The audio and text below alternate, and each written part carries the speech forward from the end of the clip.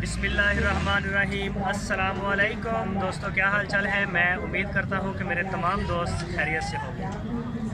आज मैं आया हूँ लुडन मंडी में।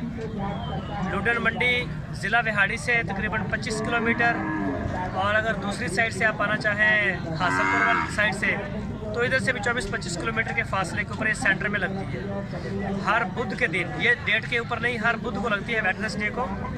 और माशाल्लाह बड़ी अच्छी मंडी है, काफ़ी बड़ी, तकरीबन 25-30 एकड़ में ये इसका खलार है सारा। तो मुलाकात हुई है आज नाम शौकत भाई के साथ। शौकत भाई की दिखाओगे? मच्छियाँ थोड़ा ऊँची बोलो। मच्छियाँ चक मारता कैमरा, थोड़ा ऊँची बोलो। मच्छियाँ लेके आए थे सहीवाल चोलस्तानी ब्रीड। अच्छा, चोलस्तानी ब्रीड की ये बछड़ियाँ लेके आए हैं, तो अभी बात करते हैं इनके साथ। है थोड़ियाँ ने सारी? हाँ जी सारी। बस बैठा रहा, बैठा रहा।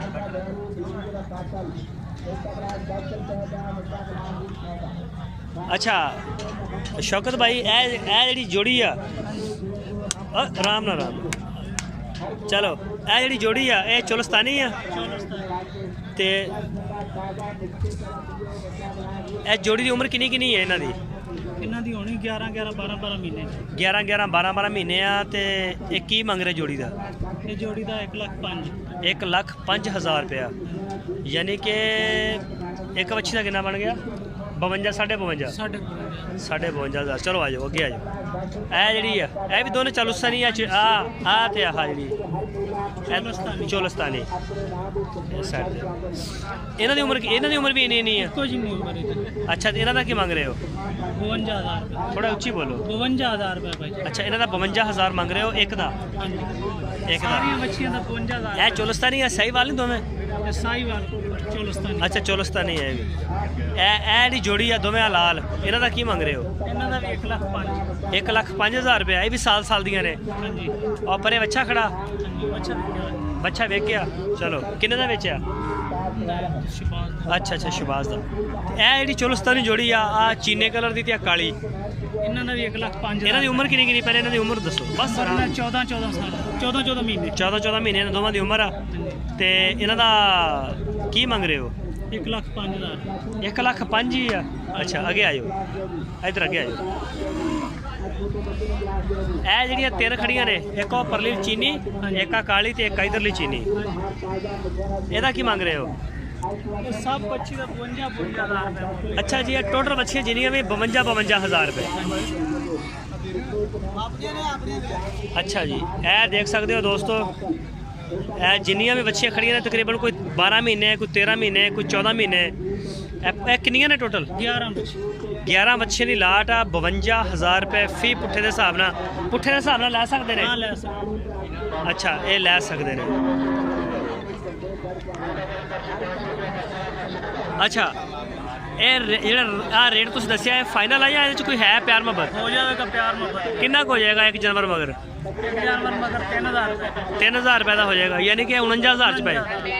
49,000 रुपये फाइनल हो जाएगी। सही है। थोड़ी लोकेशन की है, एड्रैस की है थोड़ा? जिला बहावलनगर, शहर हरूनाबाद।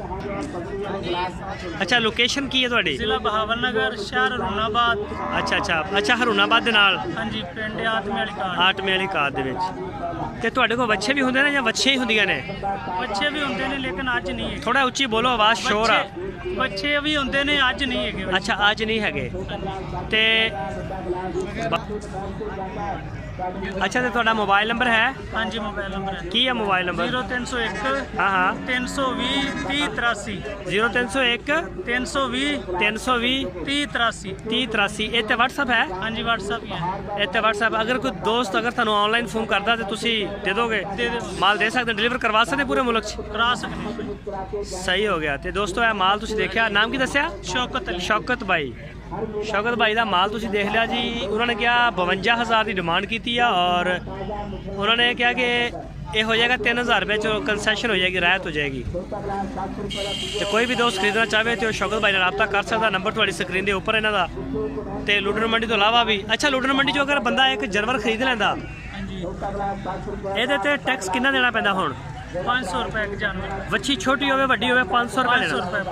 500 रुपये टैक्स देना पैंदा, फिर गड्डी नूं भी टैक्स पैंदा, ਗੱਡੀ ਤੋਂ ਹੀ ਪੈਂਦਾ ਹੈ। पर्ची पैंदी है। ਪਰਚੀ ਪੈਂਦੀ 600 ਰੁਪਏ ਅੰਦਰ ਐਂਟਰੀ ਹੋਣ ਦੀ हाँ हाँ ਤੇ 1000 ਰੁਪਏ ਬਾਹਰ ਨਿਕਲਣ ਦੀ। अच्छा अच्छा, यानी कि 600 रुपये एंट्री पैंदी अंदर आने की और 1000 रुपये बाहर निकलन दी। हाँ, बाहर ते फिर विच अगर 10 जानवर ने तो 5000 रुपये वो इधर हो जानवर आ गए। अच्छा, अगर विच 10 जानवर ने 5000 रुपये वो भी पै गया। ਪੈ ਗਿਆ ਤੇ ਇਹਦੇ ਵਿੱਚ ਹੋਰ ਵੀ ਪੈਂਦੇ ਨੇ 1000 ਰੁਪਏ ਪਰ ਗੱਡੀ ਦੀ ਵਾਪਸੀ ਦੀ ਪਰਚੀ। ਅੱਛਾ, ਮੁੜ ਕੇ 1000 ਰੁਪਏ ਫਿਰ ਉਹ ਗੱਡੀ ਦੀ ਵਾਪਸੀ ਦੀ ਪਰਚੀ ਵੀ ਪੈਂਦੀ ਹੈ। ਅੱਛਾ, ਉੱਤੇ ਟੈਕਸ ਕਾਫੀ ਪੈਂਦੇ ਨੇ। ਕਾਫੀ ਟੈਕਸ। ਹਾਂ, ਤੇ ਦੋਸਤੋ ਤੁਸੀਂ ਗੱਲ ਸੁਣ ਲਈ ਹੈ ਕਿ ਮੰਡੀ ਦੇ ਜਿਹੜੇ ਹਾਲਾਤ ਨੇ ਅੱਜਕੱਲ ਕਿਦਾਂ ਦੇ ਨੇ, ਤੇ ਇਨਸ਼ਾਅੱਲਾ ਤੁਹਾਨੂੰ ਬੜਾ ਅੱਛਾ ਮਾਲ ਮਿਲ ਸਕਦਾ। ਸ਼ੌਕਤ ਭਾਈ ਬਹੁਤ ਮਿਹਰਬਾਨੀ ਟਾਈਮ ਦੇਣ ਦਾ। ਤੁਸੀਂ ਕਾਫੀ ਮਸਰੂਫ ਸੀ, ਤੁਹਾਡੇ ਕਸਟਮਰ ਵੀ ਆ ਰਹੇ ਨੇ।